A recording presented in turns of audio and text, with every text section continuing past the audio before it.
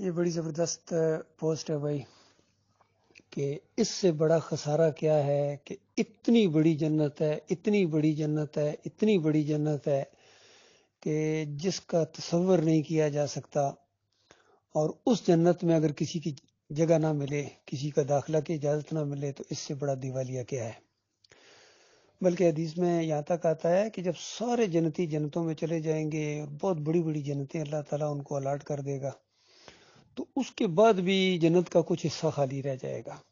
اور چونکہ اللہ تعالیٰ نے شروع میں جنت اور جہنم دونوں سے وعدہ فرمایا تھا کہ میں دونوں کو بھروں گا، فکر نہ کرو، تو ظاہری بات جب جنت کا کچھ حصہ خالی رہ گیا تو اس کو بھرنا ہے، اس کے ساتھ وعدہ کیا ہو اللہ تعالیٰ کا۔ تو پھر حدیث میں آتا ہے کہ کوئی وہاں اور مخلوق پیدا کر کے اللہ تعالیٰ ان کو وہ جنت الاٹ کر دے گا، لیکن کسی مشرک کو اس کے اندر آنے کی اجازت نہیں دے گا، کسی منکر حدیث کو، کسی منکر قرآن کو، اور کسی مسلک پرست کو، کسی بریلوی کو، کسی دیوبندی اور اہل حدیث اور سلفی اور کسی صوفی کو وہاں داخلے کی اجازت نہیں ہوگی۔ کسی ایسے کو وہاں داخل نہیں کیا جائے گا جو اللہ کے علاوہ کسی اور کو داتا کہتا ہے، دستگیر کہتا ہے، مشکل کشا کہتا ہے، حاجت روا کہتا ہے اور غوث کہتا ہے، کسی اور کے رکوع سجدے ثابت کرتا ہے محمد حنیف کی طرح، کسی اور کے واسطے اور وسیلے ثابت کرتا ہے بریلویوں اور دیوبندیوں اور شیعوں کی طرح۔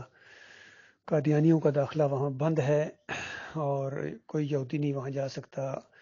کوئی عیسائی نہیں جا سکتا۔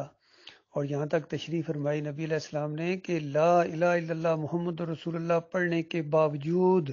کوئی عیسائی اہل کتاب جنت نہیں جا سکتا ہے جب تک یہ نہ کہے کہ عیسیٰ علیہ السلام اللہ کے بیٹے نہیں ہیں بلکہ بندے اور رسول ہیں، یعنی اس کا کلمہ ہے، اس کا جو ہے وہ حکم،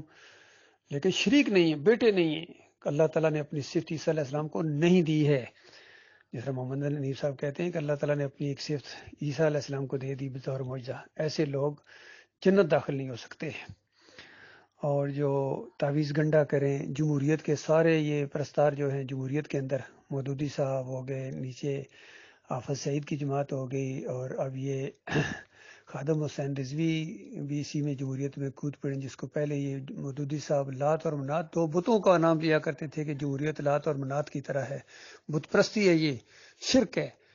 اور حافظ سعید بھی دیواروں پر لکھواتے تھے کہ یہ طاغوتی نظام ہے، لیکن بعد میں خود اسی طاغوتی نظام کا حصہ بنے ہیں، مودودی صاحب بھی، حافظ سعید بھی، اور یہ خادم حسین رضوی بھی۔ یہ جمہوریت کے ذریعے اسلام لگائیں گے، اندازہ لگائیے، یہ بت پرستی کو اختیار کر کے اسلام لائیں گے، یہ گویا ان کا کہنا ہے۔ تو یہ بہت بڑی بدبختی ہے۔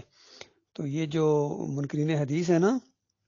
یہ بھی اپنے کان کی ساری کھڑکیاں کھول کے سن لیں، جس کو آج کہہ رہے ہیں کہ بالکل صحیح فرمایا اس پوسٹ کے اندر، یہ منکرین حدیث کہہ رہے ہیں بالکل صحیح فرمایا، لیکن تم اپنی فکر کرو نا، اس کے اندر داخلہ بند ہے جب تک ایمان خالص نہیں کرو گے۔ وہ ایمان جس طرح صحابہ اکرام ایمان لائے تھے، اس طرح جب تک توحید کی دعوت نہیں اٹھاؤ گے اس مشرک معاشرے کے اندر، اس طرح نہیں اٹھاؤ گے دعوت الہکم الہ واحد لا الہ الا هو الرحمن کی دعوت جب تک نہیں اٹھاؤ گے، وہی والے حالات پیدا نہیں کرو گے، اسی طرح ہجرت کی آواز جب ہجرت کے لیے تیار ہونا پڑے تو اپنا علاقہ لات مار کر نکلو اللہ کی رضا کے لیے، اور پھر کفر و شرک کے اوپر لوٹو، اور پھر اللہ تعالیٰ تمہیں فتح نصیب کرے جس طرح مکہ فتح ہوا تھا۔ یہ طریقہ ہے، قیامت تک کے لیے کوئی اور طریقہ نہیں ہے۔ یہ جہاد کی بازی کھیلنا پڑے گی، جہاد فی سبیل اللہ کے بغیر کوئی تبدیلی ممکن نہیں ہے۔ اور جہاد فی سبیل اللہ کا آغاز ہوتا ہے کھلی توحید کی اڑیاں ننگی دعوت، معاشرے کے اندر، چوکوں کے اندر، بسوں کے اندر، محلے کے اندر، ٹرینوں کے اندر، ہر جگہ، جس طرح ڈاکٹر مسعود الدین عثمانی رحمۃ اللہ علیہ نے اس دور کے اندر توحید کی دعوت دی ہے۔ یہ ہے صحیح معنوں میں دعوت توحید، رد شرک اور کفر بالطاغوت، انگلی رکھ کے نام لے کے کہ دیکھو یہ ہیں تمہارے جن کو ہزار سال ہو گئے ہیں سروں پر بٹھایا ہوا ہے، یہ عبد القادر جیلانی ہیں، یہ محی الدین چشتی ہیں، یہ نظام الدین ہیں، اور یہ ہیں جناب احمد سرندی صاحب ہیں، یہ ہیں شاہ ولی اللہ کا پورا خاندان، جنہوں نے وحدت الوجود اور وحدت الشہود اور حلول کے مشرکانہ عقیدوں کو سند جواز بخشا۔ یہ تمہارے حکیم الامت ہیں، اشرف علی تھانوی، جس سے زیادہ شاعری کسی نے شرک پھیلایا ہو۔ یہ تمہارے دوسرے حکیم الامت ہیں، علامہ اقبال صاحب، مصورے اور تصور دینے والے پاکستان کا۔ اور یہ سارے کہتے ہیں، ڈاکٹر سروڑ تک کہتا ہے کہ یہ جو پاکستان بنا ہے یہ نبی علیہ السلام کی فیض کی وجہ سے ہوا ہے، اور خادم رضوی کا تو نعرہ یہی تھا کہ پاکستان ہے اولیاء کا فیضان ہے، پاکستان ہے اولیاء کا فیضان ہے۔ تو بتاؤ ایسے گندے لوگوں کے لیے جنت بنا کے رکھی ہوئی اللہ تعالیٰ نے، ایسے مشرک، ایسے ظالم اللہ کی کتاب کا انکار کریں، نبی علیہ السلام کی تعلیمات کی مذاق اڑائیں۔ مودودی صاحب کہتے ہیں یہ جو اصالِ ثواب ہے یہ منی آرڈر کی طرح ہے، منی آرڈر، جس طرح منی آرڈر بھیجو تو اگلے کو مل جاتا ہے، نہ ملے تو واپس اپنے آپ کو آ جاتا ہے، اس طرح یہ اصالِ ثواب ہے، اس طرح یہ قرآن کا مذاق اڑائے۔ حالانکہ یہ دعائیں ہیں، دعائیں مومنوں کے لیے کی جا سکتی ہیں، باقی یہ کہ جس طرح یہ ختم شریف ہے اور جناب قرآن پڑھ کے تو یہ جناب یا اللہ یہ ثواب فلاں کو پہنچا دے، اچھا اللہ آپ کے پیچھے چلے گا۔ تو یہ سارے جتنے یہ سلسلے ہیں آج جتنی جماعتیں پائی جاتی ہیں، کوئی ملک آج زمین کے اوپر نہیں ہے، سعودیہ بھی کوئی ملک جو خاص توحید کے اوپر ہو، اللہ کے ساتھ شرک نہ کرتا ہو، جو مشرک نہ ہو، کوئی حکمران آج ایسا نہیں ہے، کوئی ملک ایسا نہیں ہے، کوئی جماعت ایسی نہیں، کسی ایک جماعت کا نام لو، بریلوی ہوں، دیوبندی ہوں، اہل حدیث ہوں، سلفی ہوں، سعودی، اور یہ چشتی، سروردی، نقشبندی، جتنے بھی ہیں، تنظیم اسلامی ہو، جماعت اسلامی ہو، طاہر القادری ہو، طارق جمیل ہو، تقی عثمانی ہو، رفیع عثمانی ہو، بتاؤ ان کے مشرکانہ عقیدے ہیں؟ یعنی سب کا یہ عقیدہ ہے کہ نبی علیہ السلام خواب میں آ کے یہ بتا دیتے ہیں، وہ بتا دیتے ہیں، عالم الغیب ہے،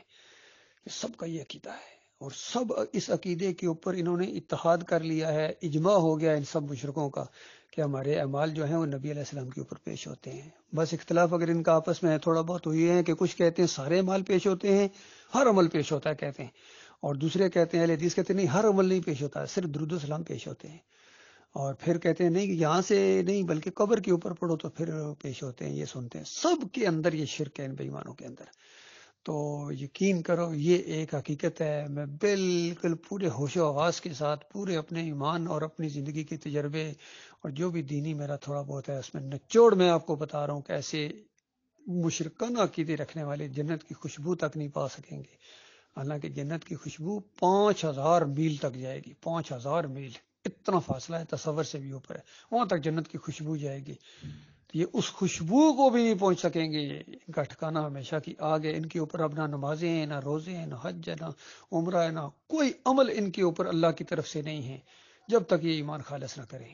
جب تک یہ ایمان خالص نہ کریں۔ تو باقی یہ جو منکرین حدیث ہیں، جن کے جو بڑے لیڈر ہیں سر سید احمد خان، پھر نیچے ڈاکٹر پرویز، پھر گامدی، اور پھر یہ ہمارے اس دور کے ہماری جماعت سے نکلے ہیں یہ منکرین حدیث، رفعت نواب، مشتاق، اور کیا نام ہے یہ ذیشان،